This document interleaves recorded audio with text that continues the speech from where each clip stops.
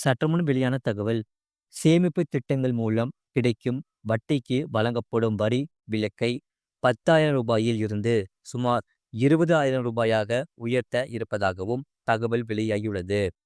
2025 முதல் 2026ஆம் ஆண்டிற்கான நிதியாண்டிற்கான மத்திய பட்ஜெட்டை நிதியமைச்சர் நிர்மலா சீதாராமன் தாக்கல் செய்துள்ளார்.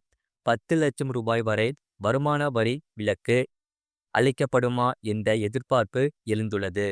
நாடு முழுவதுக்குமான வருவாய் மற்றும் செலவுகளை உள்ளடக்கிய மத்திய பட்ஜெட்டை நிதியமைச்சர் நிர்மலா சீதாராமன் தாக்கல் செய்துள்ளார். இதன் மூலம் தொடர்ச்சியாக 8 முறை பட்ஜெட் தாக்கல் செய்த முதல் நிதியமைச்சர் என்ற பெருமையை அவர் பெறவுள்ளார்.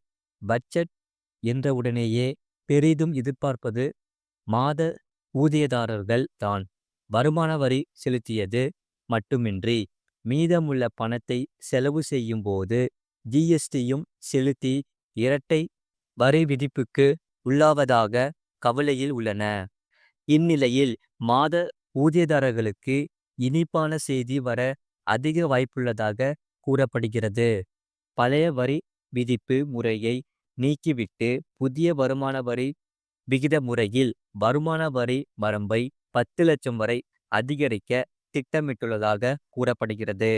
மேலும் சேமிப்பு திட்டங்கள் மூலம் கிடைக்கும் வட்டிக்கு வழங்கப்படும் வரி இலக்கை ரூ.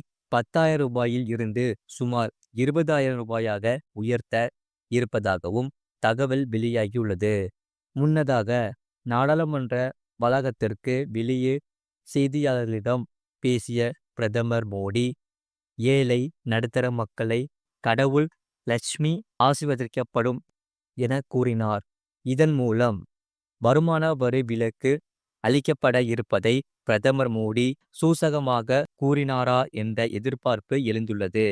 இதனுடன் மத்திய பட்ஜெட்டில் வீட்டு கடனுக்கான அசல் மற்றும் வட்டி தொகையில் கூடுதல் வரி கழிவுகள் வழங்கப்படலாம் எனவும் எதிர்பார்க்கப்படுகிறது. அத்தியாவசிய பொருட்களின் விலை உயர்வை கட்டுக்குள் கொண்டு வரும் வகையில் பட்ஜெட்டில் அறிவிப்புகள் இடம்பெற வேண்டும் என்பதும், முத்ரா கடன் திட்டத்தில் பயன்பெறும் பெண்களுக்கு மேலும் சில தளர்வுகள், எத்தனை கோடி ரூபாய் சம்பாதித்தாலும் ரூபாய் கூட வருமான வரி கட்ட தேவையில்லை. இந்தியாவில் உள்ள ஒரு மாநிலத்தில்தான் இந்த விதி விலக்கு உள்ளது. இந்த மாநிலத்தில் உள்ள யாரும் வருமான வரி கட்ட தேவையில்லை. இது ஏன் என்றும், இதற்காக இந்த ஒரு மாநிலத்துக்கு மட்டும் வருமான வரி கட்ட விலக்கு அளிக்கப்பட்டுள்ளது என்பது பற்றி இங்கே பார்க்கலாம். ஒட்டுமொத்த நாடே எதிர்பார்த்து கொண்டிருந்த பட்ஜெட் நாடாளுமன்றத்தில் தாக்கல் செய்யப்பட்டது. இந்த பட்ஜெட்டை மத்திய நிதியமைச்சர் நிர்மலா சீதாராமன் தாக்கல் செய்தார். பட்ஜெட்டில் நடுத்தர வர்த்தகத்தினர், மாத சம்பளம் பெறுபவர்கள் பெரிதும் எதிர்பார்த்து காத்து கொண்டிருந்த வருமான வரி உச்ச வரம்பு குறித்த மெகா அறிவிப்பை மத்திய அரசு வெளியிட்டது. அதாவது ரூபாய் 12 லட்சம் வரை வருமானம் ஈட்டுபவர்கள் வருமான வரி செலுத்த தேவையில்லை என்ற அறிவிப்பு வெளியானது.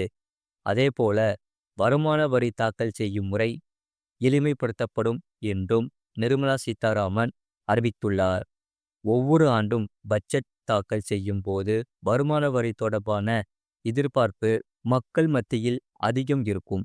இந்தியாவில் அனைத்து மாநில மக்கள் மத்தியிலும் இந்த எதிர்பார்ப்பு இருக்கும். ஆனால் ஒரே ஒரு மாநிலம் தவிர. ஏன் என நினைப்பது புரிகிறது. ஏனெனில் இந்தியாவில் உள்ள இந்த ஒரு மாநிலத்தில் மட்டும் வருமான வரியே கிடையாது. அதாவது எவ்வளவு வருமானம் ஈட்டினாலும் வரி செலுத்த தேவையில்லை. அது எப்படி என நினைக்கிறீர்களா? வருமான வரி கட்ட தேவையில்லாத மாநிலம் இது என்பது பற்றியும், எதனால் கட்ட வேண்டியது இல்லை என்ற விவரத்தையும் இங்கே விரிவாக பார்க்கலாம். இந்தியாவின் வடகிழக்கு மாநிலங்களில் ஒன்றான சிக்கிமில் தான் குடிமக்கள் வருமான வரி கட்ட வேண்டியது இல்லை. இந்த மாநில மக்களுக்கு தனித்து வருமான நிதி சிறப்புரிமை அளிக்கப்பட்டுள்ளது. அதாவது அரசியலமைப்பு திட்டம் பிரிவு 10(10) 26(a) சட்டப்பிரிவு 371F இன் கீழ் இந்த விதி விலக்கு அளிக்கப்பட்டுள்ளது. சிக்கிம் மாநில மக்கள் எத்தனை லட்சம் வருமானம் ஈட்டினாலும் ஒரு பைசா கூட வருமான வரியாக கட்ட வேண்டியதில்லை. இந்தியாவுடன் சிக்கிம் இணைந்த 1975ஆம் ஆண்டே இந்த சிறப்பு சலுகையானது அளிக்கப்பட்டது. அந்த மாநில மக்களின் நலன்கள், உரிமைகளை பாதுகாக்கும் விதமாக இந்த சிறப்பு சட்டப்பிரிவு சேர்க்கப்பட்டது. இதன் விளைவாக இந்தியாவில் உள்ள அனைத்து மாநில மக்களும் வருமான வரி கணக்கை எண்ணிக்கொண்டு இருக்கும் வேளையில் என்ன வேணா நடக்கட்டும், அதை பற்றி எங்களுக்கு எந்த கவலையும் இல்லை என்ற ரீதியில் மகிழ்ச்சியாக வேடிக்கை பார்த்து கொண்டு இருக்கிறார்கள் சிக்கிம் மக்கள். சிக்கிம் மாநில குடிமக்களுக்கு மட்டுமே இந்த சலுகை பொருந்தும். இது மட்டும் இன்றி இந்திய பங்கு சந்தைகள், மியூச்சுவல் ஃபண்ட்ஸ்கள் ஆகியவற்றில் முதலீடு செய்ய சிக்கிம் மக்கள் பான் எண் கூட கட்டாயமாக கொடுக்க வேண்டியது தேவையில்லை. சிக்கிம் மாநில மக்கள் பல கோடி வருமானம் ஈட்டினாலும் கூட வருமான வரியாக ஒரு பைசா கட்ட வேண்டியது இல்லை. அவர்கள் வருமான வரி ரிட்டனும் ஃபைல் செய்ய வேண்டியது இல்லை. இது போன்ற செய்திகளை உடனுக்குடன் அறிந்து கொள்ள மறக்காம சேனலை சப்ஸ்கிரைப் செய்யுங்கள். மற்றவர்களுக்கு தெரியப்படுத்த ஷேர் செய்யுங்கள்.